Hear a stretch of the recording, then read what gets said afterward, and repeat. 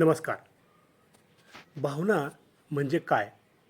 हे जास्त व्याख्येमध्ये जाऊन तपासण्यापेक्षा आपण जर भावनाच कोणकोणत्या असतात आणि त्या कशा असतात, त्या निर्माण कशा होतात, या बाबतीचं थोडंसं आपण ऐकलं आणि बोलणं जर आपलं बदललं, विचार बदलले, तर काय बदल होईल आणि परिणाम त्याचा काय होईल? तर स्वतःचं जे व्यक्तिमत्व आहे ते आतून आतून खुलतं, म्हणजे मोकळं होतं.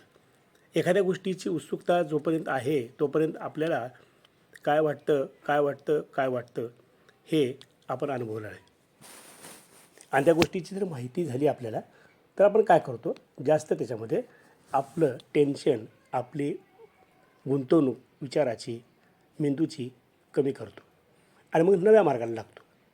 मग नव्या मार्गाला न जाऊ देणे माणसाला अशी कोणती भावना आहे? ती आहे संशय. मग आज आपण या संशय या भावनेवरती बोलूया. संशय ही भावना कशी तयार होते, ती कशी होते आणि ती कशी असते? खरं तर चुगलीखोर, ज्याला आपण चहाडी म्हणतो, या लोकांमुळेच या संशयाला जास्त प्रेरणा मिळते.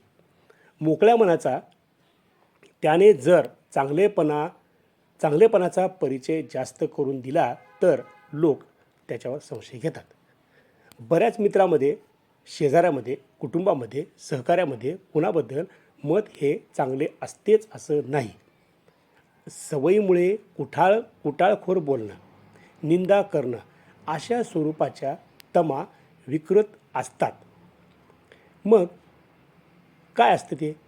पण त्यावर इतकं गोंडस अशी चर्चा केली जाते की त्यामुळं मनाला आनंद निर्माण होतो.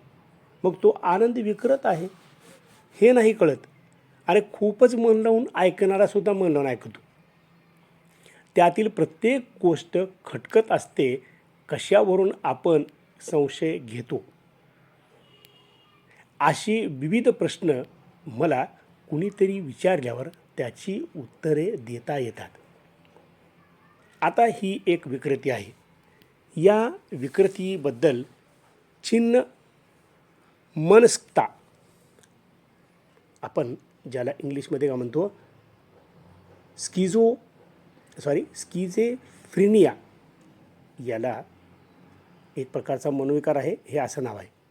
झोप उडणे, भूक न लागणे, बेचैनी होणे, आकस्ताळपणा वाढणे ही त्याची लक्षणं आहेत. संशय हा कोण कोणावर घेतो हे इथं महत्त्वाचं नाही. संशय मात्र या रोगामुळे, संशयाचा हा रोग असतो आणि प्रत्येकजण संशय घेत असतो. जास्त करून नवरा बायकोत जास्त प्रकार दिसून येतो. नवऱ्यानं बायकोवर, बायकोनं नवऱ्यावर संशय घेणं. नवरा कुठे संशय घेतो आणि बायको कुठे संशय घेते? खरं तर बघितलं तर हे नातं पवित्र बंधनाने तयार केलेले असतात. विश्वास हा जिंकणे, तसा तो प्राप्त आहे, याची खात्री बरीचशी माणसे करत नाहीत. कुठे उघड असतो तर कुठे असूनही त्याकडे दुर्लक्ष केलं जातं. आता करायचं काय? खूप कमी जोडपे असे बघितलेत मी की जिथं निष्ठेचा संवेदनशील कोपरा मनोविकाराच्या वर्गात येतच नाही, कक्षेत येत नाही. आता हे काय मोठा शब्द वापरला. नवऱ्याने बायकोने मित्राने घेतलेली संवेदनशीलता आहे का? लवचिक आहे का? कोणत्या प्रकारची आहे? याचा तपास करून खात्री करून घ्यावी लागते. म्हणजे आता हा संशय कोणत्या प्रकारचा आहे? बऱ्याच वेळेला एखाद्या प्रसंगात संशय घेतला जातो तर एखाद्या ठिकाणी दैनंदिनीच भरलेली असते संशयाची. संशयित व्यक्तीने वागण्यात 2 गुण नेहमी दाखवलेत. अत्यंत शांतपणा, जसा काही त्याच्या अंगावर पाणी टाकले, बर्फ टाकले आणि संपूर्ण दिवसभर कष्ट करून शांत झोप झाली आहे, किंवा भूक लागल्यानंतर जेवण झालेल्या माणसाचं जसं आत्मा थंड होतो, पोट तृप्त होतं, तशा प्रकारचा शांत असल्यासारखा तो राहतो. ज्यात खूप काही वेळापासून किंवा रोगामुळे चेतक संपल्यासारखे त्याचे ते वागणे असते. मग आपल्याला हे नाही कळत की आपण इथं काय करतो. ही माणसे खूप किंमत कमी देतात. आता आपल्या जीवनाचे काहीही खरे नाही, आपला आधारच आपल्यासोबत नाही, असं असतं का? माझं काय चुकलं गडे? त्याने मला अंतर देण्याचं कारण काय? मला आज कळलं नाही. असं एकांतात बसायचं आणि मग जांभळी देत, देत, देत, देत विचार करायचं आणि माणसासंग राहायचं नाही. त्याचे परिणाम काय? तर बोलतीच बंद आपली. अशा गोष्टी काय कारणाने घडतात, कोणत्या कारणाने घडतात? तर फक्त विश्वास. हा नातेसंबंधाचा कणा असतो आणि तो कणा दुखावणं ही जीवनातली खूप मोठी वाईट गोष्ट आहे. मग आत्ता इथून आला तो जीवनात हा संशय. विश्वास हा विविध मार्गांनी तुटण्याची शक्यता असते. एकच मार्ग नाही त्याला. आपण उगाच म्हणतो इकडून झालं तिकडे वगैरे त्याने म्हणल्यामुळे झालं त्याने म्हणल्यामुळे झालं. बऱ्याच जणांना प्रवास करताना नवरा बायको यांच्यातील एकास एक वाटते की दुसरंच वाटतं. जोडीदाराचं म्हणावं तेवढं लक्ष नसतं.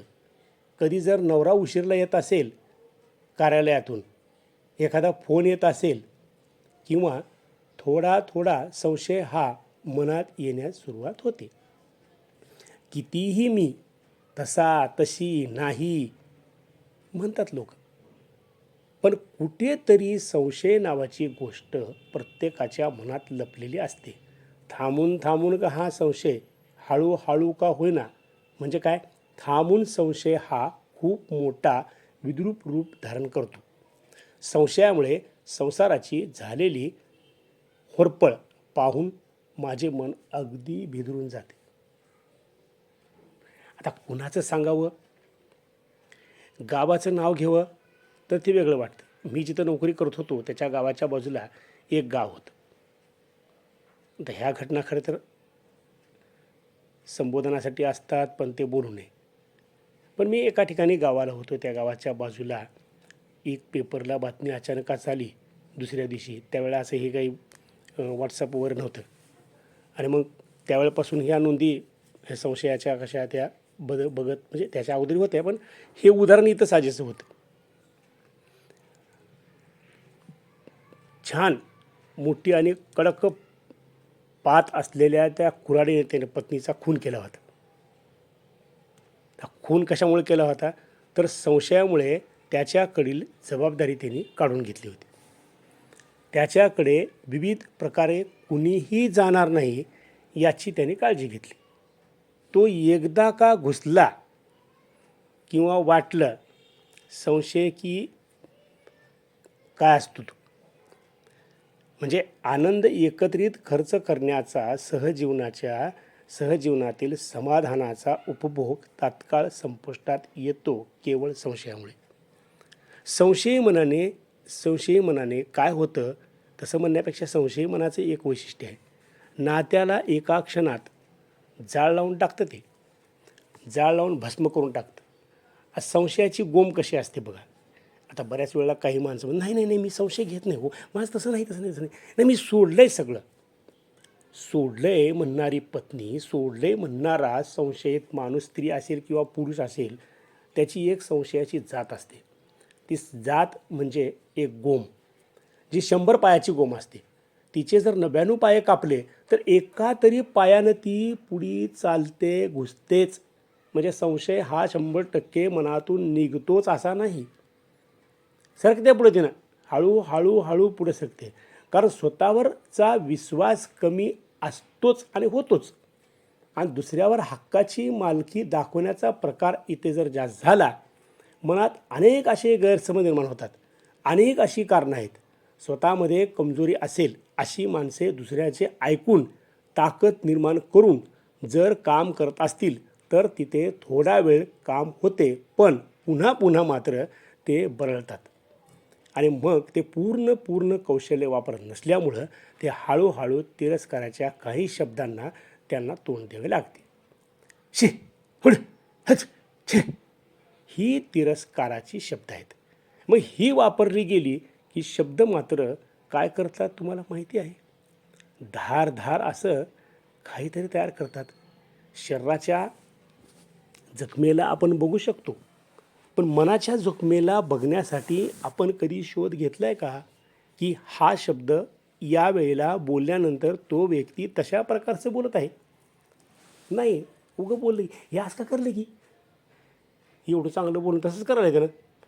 अरे पण त्याच्या मनामध्ये कुठला मनाचा रोग तयार झाला? का झालं तसं ती? म्हणजे मिळणारी ती त्या शब्दातून काय असते, हे जे छी किंवा होड म्हणणारे, हत म्हणणारे असे शब्द आहेत ना, याच्यातून मिळत्या काय? एकच ऊर्जा मिळते, ती नकारात्मक. ती नकारात्मकता तात्काळ झिडकारून आपण संयमानं ऊर्जा तयार केली पाहिजे, शक्ती केली पाहिजे. आता बऱ्याच ठिकाणी काय म्हणतात, अपमान ही माझी ऊर्जा आहे म्हणतात. जी मुलं अपमान ही ऊर्जा समजून काम करतात, त्यांच्या ताकदीचं तोल नसते, इतकी तर ती पॉवरफुल असतात. म्हणजे आता उदाहरण कोणाला द्यायचं आता? एक उदाहरण देतो. डॉक्टर बाबासाहेब आंबेडकर यांना वर्गामध्ये बसवत नव्हते. त्यांना बाजूला बसवायचे. बऱ्याच वेळेला हाताला धरून पलीकडे सरकवायचं. मग कित्येक वेळा झालेला अपमान त्यांच्यात ती नकारात्मकता झाली नाही. तिथं त्यांनी ऊर्जा तयार केली, शक्ती तयार केली आणि त्या अपमानाला ताकद समजून काय केलं पुढं? पुढचं वर्णन करण्याची गरज नाही. मग कित्येक जणाच्या संसाराचा एक आदर्श तो व्यक्ती बनला. ते विश्वरत्न झाले. मग आता कोण आहे? याही पलीकडं आणखीन बदल हा कसा असतो? आईकडून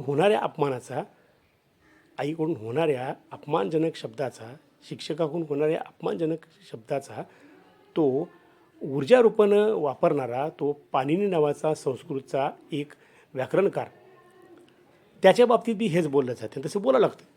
कारण त्यांच्यात ती तिरस्काराची शब्द जरी आली, त्याने ते कधीही आपल्याजवळ ठेवलीच नाही. त्याचं रूपांतर केलं. मग हे कौशल्य प्रत्येकात नसतं, पण संशय मात्र काय करतो, ह्या सगळ्या भानगडी बनवत राहतो. मग खऱ्या अर्थाने तिरस्कार घेणारा व्यक्तीने असं कधी म्हणू नये की माझा खूप ठिकाणी तिरस्कार केला जात आहे. तिरस्कार हा न घेता जीवन संपतच नाही. मग स्वतः आपण जर पवित्र व्हायचे असेल तर आपल्याला काय करावं लागतं? तिरस्कार याला जीवनात थोडी तरी जागा द्यावी लागते. सत्याची बाजू दिसण्याच्या आतच संशयाचा कल जर हवा घेतली असेल त्यानं, तर ती विवेकाचा नाश करते. भावुक माणसेच लवकर संशय धरत असतात. त्याचे भावनिक असतात, असं असेल का झालं. आता भावुक माणसं म्हणण्यापेक्षा त्यांची माया जास्त असते, अज्ञानात असतं, न्यूनगंड भरलेला असतो. असे व्यक्ती देखील जास्त संशय असतात. बऱ्याच ठिकाणी सुंदर पत्नीवर नवरा तर सुंदर नवऱ्यावर पत्नी संशय घेते. उदाहरणं तर खूप आहेत, ते आपण देऊ. मी भांडण सोडवत असताना तिथे शब्द वापरला. काय वापरला? पत्नीचे जास्त प्रेम असेल तर ती नवऱ्यावर संशय धरते. आणि नेमके होते कसे? त्याला योग्य ती वागणूक, ती समोरली जोडीदारीण किंवा त्याची केलेली किंमत ही कमी केल्यामुळे हळूहळू त्यांच्यात संशयाला जागा ही सापडते. म्हणजेच बाण शिरण्याचा प्रयत्न होतो. आपली प्रतिभा कशी आहे? स्वभावाची उत्तरं ही उलट दिशेने शोधत गेल्यामुळे सापडत नाहीत. तर्कहीन व्यक्तीजवळ जर आपण बसलो आणि त्याला बोलायला चालू केलो, तर ते काय करते, हळूहळू त्याच वेळेमध्ये जेवढं काही बोललं जाते त्याच वेळेत त्याने संशयाचं रोपटं पोसत बसते. त्यानं माझ्या पत्नीजवळ मी एकदा म्हणालो, एक गोष्ट सांगत बोलत गेलो की आज लग्नामुळे आपण माझ्या कॉलेजच्या एका मैत्रिणीकडे जाऊया. ती हो म्हणाली. आम्ही निघालो. आम्ही गेलो घरी, पाय धुतले, भेटलो, परत आलो. पण त्या दिवसापासून मनात बायकोच्या कुठेतरी वाटत गेलं की यांचं वागणं कसं काय कडे. म्हणजे पहिल्या दिवशी ज्यावेळेस भेटायला जात होतो त्याच्या अगोदरचं वागणं आणि त्या मैत्रिणीला भेटायला गेलो त्याच्यानंतरचं वागणं थोडाफार तर थोडासा बदल झालाच. आता मी शोधण्याचं काम सुरू केलं. ते असं कुठलं कारण झालं की बाबा असं असं झालेलं आहे. ज्या बायाच्या बैठकीत ती बसली होती तिथून निघालेले शब्द. आता ते संशय, आता तिथं तर्कहीन लोक बसलेत. त्या तर्कहीन लोकात बसल्यानंतर मग तिथं संशयाला पोषक असं वातावरण कसं तयार झालं हेही तुम्हाला सांगतो मी. माणसे समाधानी नसतात हे वाक्य तिनं ते बोललं. आता हा जर एक प्रकारचा इकोसिस्टमचा भाग म्हणून हसलो आपण, एका बाईपाशी बोलत होते दुसऱ्या बाईच्या कोपऱ्यात बरोबर जाते ते, त्यांच्याकडे इकोसिस्टम लई भारी असते, असतंच, नक्की असते ते, पण ते ठराविक एरियामध्ये असतं वगैरे वगैरे. आता ह्या सगळ्या भानगडीमध्ये माणसं समाधानी नसतात हे IQ वाक्य कुठल्या तरी पिढीतून आलं. पण आता प्रत्यक्षात वागणं याचा जरा तारतम्य लागतो का नाही याची जाणीव, याची खात्री, याची विश्वासदर्शता, माहिती ही पाहिली का? आणि जर पाहिली तर संशय घेण्याचा प्रश्नच येत नाही. पण ते नसतं. सांगणारा माणूस विद्वान आहे आणि आपण त्याचं मन लावून ऐकायचं, म्हणजे न बघता न तपासता ऐकायचं आणि करायचं.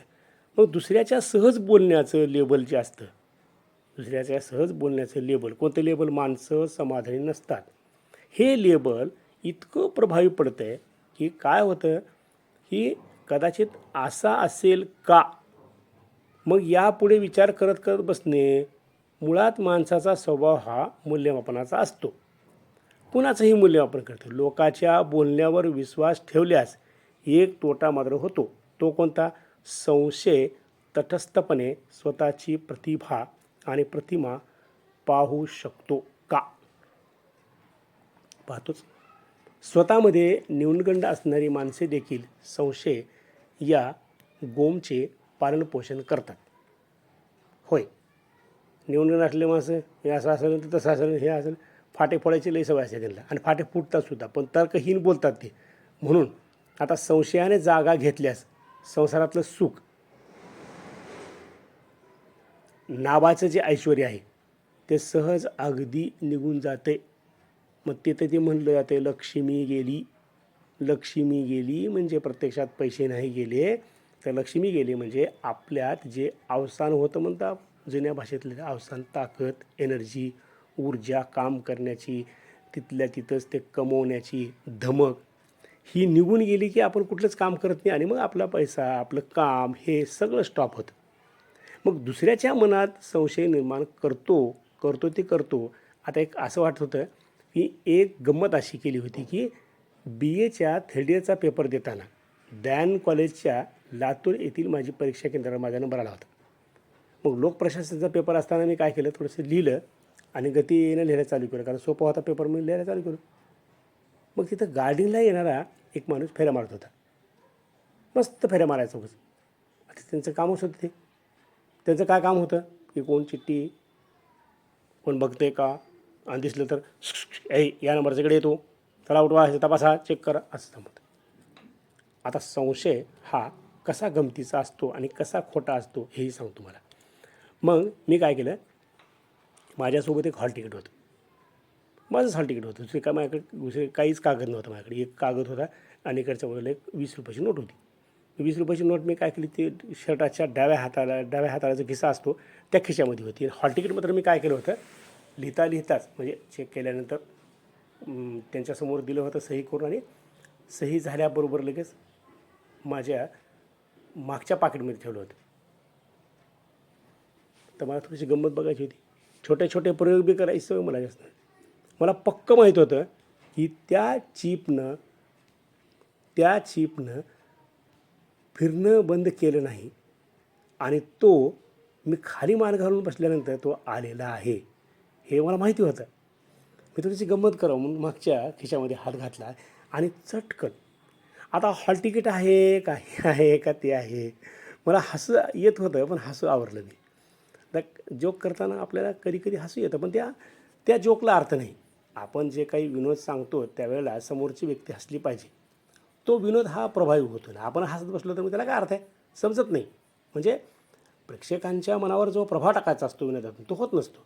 तसंच बारीक थोडंसं मला जोक हसवायला केलं मी पण गंमत अशी केली की ते पटकन तो जो पेपर होता म्हणजे हॉल तिकीट होतं काय केलं त्या उत्तरपत्रिकेच्या एका बाजूला ठेवण्याचा प्रयत्न केला आणि मग त्याला शिट्टी वाजली, हे काय तो कागद अनेकडा उठवलं लगेच. म्हणजे खिडकीतून पटकन दरवाजात आला, दरवाजातून लगेच त्या टेबलापाशी गेला, टेबलापासून चुटकी वाजवली आणि मला ए ओट काय तो कागद आणि माझ्या हातात. मी घेतला कागद आणि त्याच्याकडे देऊन टाकला. आता तो कागद बघितल्याबरोबर खरं तर मी इकडून कागद तिकडे नेईपर्यंत त्याचा जो ताव होता, त्याची तरा होती वागण्याची, अशी अहंकारानं भरली होती की जसं काही तू आता मला सस्पेंड करणार आहे 3 दिवस किंवा कायम सस्पेंड करणार आहे, तो काहीतरी बोलणार होता. पण ज्यावेळेस त्याने ते बघितलं की ते कागद कुठला काहीच नसून तो हॉल तिकीटच आहे, मग इतका नाराज झाला की त्याला विचित्र नाराजीची चेहरा बघितली मी. आता वाटलं असेल थटाथट करायला का, भरपूर ठिकाणी पाहिले पण असलं कोण नमुना बघितलं नाही. माझ्याजवळ काहीतरी असेल असे त्याला वाटलं होतं. मग तो संशय त्याला आला. आता संशय घ्यायचा कसा, कारण कागद तो होताच ना चिठ्ठी मारायचा, हॉल तिकीट होतं. तसेच संशय देखील मनात आपल्या घुसतात. मग काहीतरी वेगळे वर्तन, वेगळा शब्द, हालचाल, हावभाव आणि काही बाबी जर आपल्याला दिसल्या तर आपण मग त्याला पोषक वातावरण तयार करून दिलं असं होतं. मग ते करायचं का, राग नाराजी यांच्या रूपाने भावनेचा बांध फुटतो आणि फुटून जातो. सगळीकडे ते पसरल्यामुळे दलदल रूपी जमीन धड पाय बी ठेवता येत नाही आणि धड बुडतासुद्धा येत नाही, धड बसता येत नाही, उठता येत नाही, हलता येत नाही. मग त्या जमिनीवर करायचं काय, त्या जमिनीवर जर आपण आलो आणि मग संशय आला की आपल्यासमोर लगेच्या लगे मोठा लट पर्वत जमा होतो. मग थांबा थांबा थांबा थांबाच, प्रगती नाहीच. संशय हा सत्याच्या बाजूने थांबत नाही, तो सत्याचा वैरी असून दुःखाच्या छत्राखाली जाऊन बसतो. रस्त्यात होणारी भांडणे तात्पुरती कारणाची असतात, जास्त काही मोठी नसतात ती भांडणं, पण ती आपल्याला कसं वाटतं ते कुठलं तरी मोठं कारण झालं वाटतं, नसते तसं. तर बैठकीतील भांडणे ही मी आणि संशय या गोष्टीमुळे होतात. मी आणि संशय, खून, चोऱ्या, अपमान, द्वेष, लबाडी, खुनी हल्ला, आणखीन काही इतर केवळ संशयामुळेच घडतात. संशय हा खूप वेगवेगळ्या प्रकारचा असतो आणि तो वेगवेगळ्या प्रकारे व्यक्त होतो. तो पत्नीने पतीवर आणि पतीने पत्नीवर इतक्या मर्यादित नसतात. असं नाही की नवरा बायकोमध्ये संशय असते. असे का म्हणाला, मी त्याच्या घरी गेलो होतो, त्यानं भेटलो मी, मग तसं का म्हणला त्यानं, तो काय काम काढून आल्या घरला आपल्या, त्याने असे का केले असेल, त्याची योजना कोणती असेल, त्याचा पुढचा प्लॅन काय असेल. मग आत्मसंशोधन करणारे प्रश्नाची उत्तरे शोधण्यासाठी देखील हे माझे शोधन एका अर्थाने खूप चांगली भूमिका पार पाडते. मग दुसऱ्या बाजूने जीवन संपुष्टात येते ते संशयामुळे. संशयावरून चोर पकडला हे बरं वाटतं का, बरं वाटतं. पण संशयावरून चंद्रशेखर आझाद यांचा आता हे खूप वेगळं वाटतं. संशयावरून चंद्रशेखर आझाद यांचा पाठलाग करत गोळ्या घातल्या हे कसं वाटतं. उत्सुकतेमधील प्रश्नाची उत्तरे शोधताना संशय हा नसतो. संशयामुळे समोरील व्यक्तीची भूमिका भविष्यात काय याचा वेध घेण्याचा प्रयत्न, कृतीचे निरीक्षण असते. भरभरून आपण त्याची उदाहरणे देऊ शकतो. कौटुंबिक संशय, सासू सासऱ्याचा संशय, सासरा जावई, भाऊ शेजारी सहकारी साहेब यांच्या नात्यातील व्यवहारावर होणाऱ्या घडामोडीवरच यातून हा संशय निर्माण होतो. आता हे जे संशयाबाबतीत आपण बोलतो, ऐकतो, सांगतो, याला आपल्याला काय करावं लागतं, थोडंसं बघावं लागतं, विचारमंथन करावं लागतं. मग आपण ते करतो का? खूप काही व्याख्या संशयाबद्दल बोलल्या जातात, खरंच बोललं जातं. ते आपण सिरियस होत नाही त्या बाबतीत. ते सिरियस व्हायला पाहिजे ना. ते सिरियस कधी व्हायचं? सिरियस व्हायचं कधी मला सांगा. मग ही माणसं जी असतात ती माणसं आपणाला सापडत नाहीत. मग काय करायचं? मग भावनेभोवती किंवा भावनेसोबत आपण थांबायचंच का? भावनेसोबत खेळण्याचे कौशल्य काही लोकांना जमते, त्यामुळे हा एक असा मजेचा भाग त्यांना वाटतो. पण एखाद्याने भावनेला परमोच्च स्थान दिलेले असेल तर त्याचं काय मग? एखाद्या चांगल्या व्यक्तीवर आपण संशय जर घेतला तर तो पुढे चालला आणि वाढत चालला तर मग त्याच्या कार्यपद्धतीवर काय परिणाम होतो? खूप वाईट परिणाम होतो. संशयाची तीव्रता तितकी कायम किंवा उंच नसते, पण जर पुन्हा पुन्हा करत राहिलो, पुन्हा पुन्हा करत गेलो संशय, तर मात्र ती वर येते. एखाद्या चर्चेला मी निरीक्षण सुरू ठेवूनच संवादाची कास पकडत असे, पण संशय थांबवत मी असे मानले की एखाद्या व्यक्तीच्या कोणत्या गोष्टीवर, वर्तनावर, शब्दावर, हावभावावर संशय हा घेत आहेत, त्याच्या संशयाची महती असते. नेहमीच पाहिले आपण संशय हा नकारात्मक बाजूने घेतला जातो. ते अनुवंशिक, जैविक यांच्यात या गुणाचा समावेश असतो. ही एक सामाजिक जीव असून काही जणांना ही फायद्याची बाब ठरते, पण ते सदाकाळ नेहमीच संशयाच्या रोगात गुरफटत असलेले असतात. नेहमीच ते तसेच प्रत्येक बाबतीत वागतात. प्रत्येकाच्या बोलण्याची सखोलता तपासताना संशयाने तपासणी केली जाते. मग आपुलकीने, गोडीने, सहज वृत्तीने, सहज मोकळे मन करणाऱ्या माणसाला देखील संशयाने पाहिले जाते. संशय आल्यास काय खरं नाही ते. मला एकदा भेटायला आलेला व्यक्ती खूप काही कामे सांगायचा, पण त्याचा हेतू मात्र त्यानं सांगायचा नाही. सातत्यानं तो यायचा, काहीतरी बाबी सांगायचा, आपला हेतू मात्र सांगायचा नाही, तो साध्य करायचा.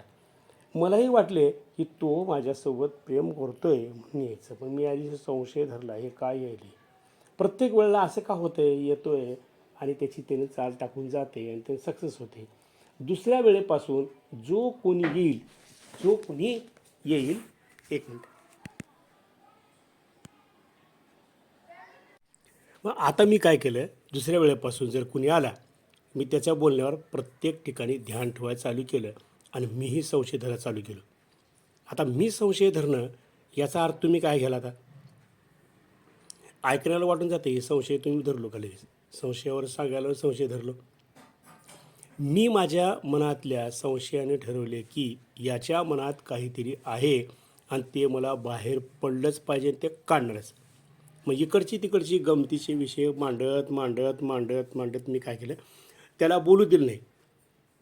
म्हणजे त्याला जे बोलायचं होतं, त्याचा जो उद्देश होता, तो चटकन बोलणार किंवा हळूच बोलणार किंवा मग त्या विषयाकडे नेणार. मग त्या विषयाकडे नेऊ नये म्हणून मी काय करायचं, गमतीनं कुठले तरी जोक सांगायचे. लेकराचा स्वभाव, बायकोचा स्वभाव, शेजाऱ्याचा स्वभाव, एखादी विचित्र घटना, काहीतरी अनुभव, वर्गातला अनुभव, रस्त्याचा अनुभव, हे अर्ध्या घंट्यामध्ये इकडं तिकडं दिशाभूल करत भरकटत त्याला नेलो. त्यानं सगळं थांबवलं आणि म्हणलं, एक मिनिट थांबले जरा, त्याला सांगतो, तुझा पगारपत्रकाचा कागद मला देतोस का?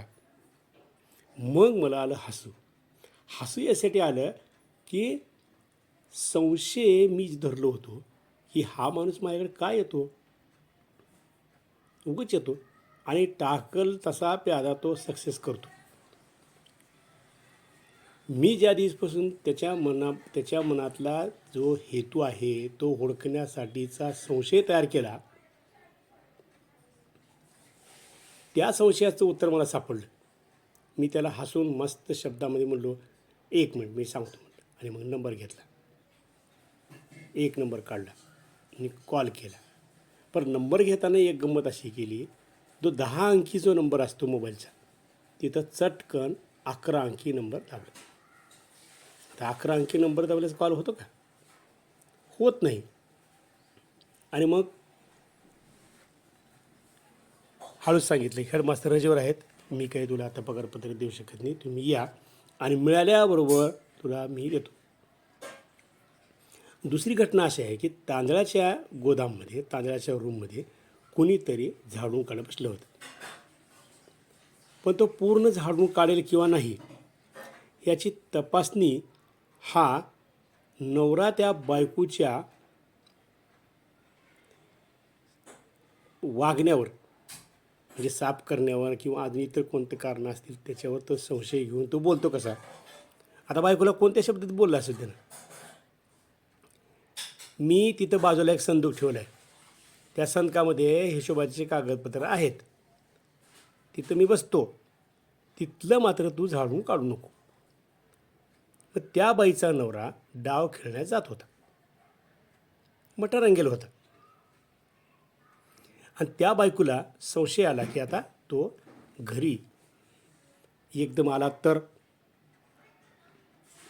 लक्षात घ्या बरं का, हे सगळं काही ठिकाणी घडलेल्या घटनांपैकी इथं आपल्याला उद्बोधन करण्यासाठी घ्यायची माहिती करून. मी एकदमच घरी आला तर मग कसं करायचं? मी मात्र माझ्या मित्रासोबत इथं असते, बसते, गप्पा मारते. मग किती वाजता नवरा येणार? मग संशय घ्यायचा. कसा संशय घ्यायचा? समोरल्या व्यक्तीकडून उत्तर काढण्यासाठी पहिल्यांदा मनात केला गेलेला संशय त्याच्यातून प्रश्न तयार केला आणि त्या प्रश्नातून बोलला गेलेला एक मस्त संवाद आहे. जा मग आता बसा रातभर तिथं पत्ते कुट्यात आणि डाव कुट्यात. हे बोललेलं, टुचून बोललेला शब्द भलताच मुंगी लागासारखा जरी असला तरी आता व्यसनाधीन माणसाला त्यांचं व्यसन पूर्ण करायचं असेल तर त्या ठिकाणी ती बेशरम होतात, बिनलाजी होतात. मग हाही खूप हुशार होता. त्यानं दिलं उत्तर. पत्नीनं म्हणल्याबरोबर, नाही ग बाई, तसं करू नको, तसं बोलू नको, लगेच येतो मी 10:30 वाजता. आता 10:30 वाजता तो येणार आहे हे कुठंतरी मनात संशय धरला होता की जर अचानक आला तर.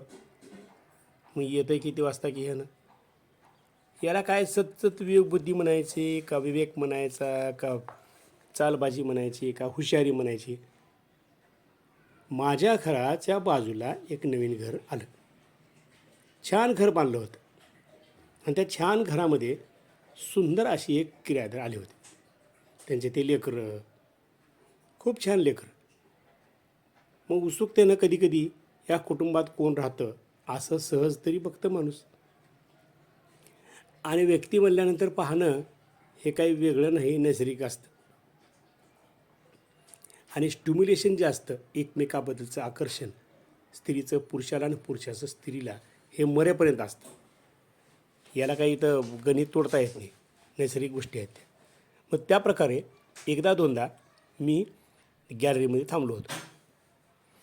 त्या गॅलरीमध्ये थांबल्यानंतर आमच्या पत्नीने माझ्याकडे बघितलं की आमचे मालक गॅलरीत कशाला जात येतो? तिथे हिरवी मिरची नाही, अभ्यासाचं पुस्तक नाही, ना कुठलं ते झेंडू बाम लावला नाही, झेंडूचं झाड लावलं नाही, अजून कुठलं ते फूल लावाय नाही. मग चाललेत कशाला? काही बोलले नाही. सहज फरशी साफ करता करता अगोदरच दारात उभा राहिलो आणि मग म्हणाली की आपल्याला खालून धुरळा येत आहे, जाळी लावायची. आणि हिरवा कपडा लावून जाळी लावून टाकली. आता यापुढचे काही उदाहरण देताना खूप गमतीचे वाटतात.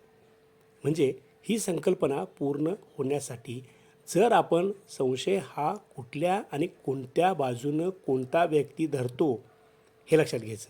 मालक नोकरावर, नोकर मालकावर, शेजारी शेजाऱ्यावर, बायको नवऱ्यावर, नवरा बायकोवर. आता नवरा बायकोचे संशय आपण बघितलेत. पण जिथं जिथं माणसाचे संपर्क, माणसाचा सहवास असतो तिथं संशय जागा घेतो. असं खूप ठिकाणी म्हणजे खूप कमी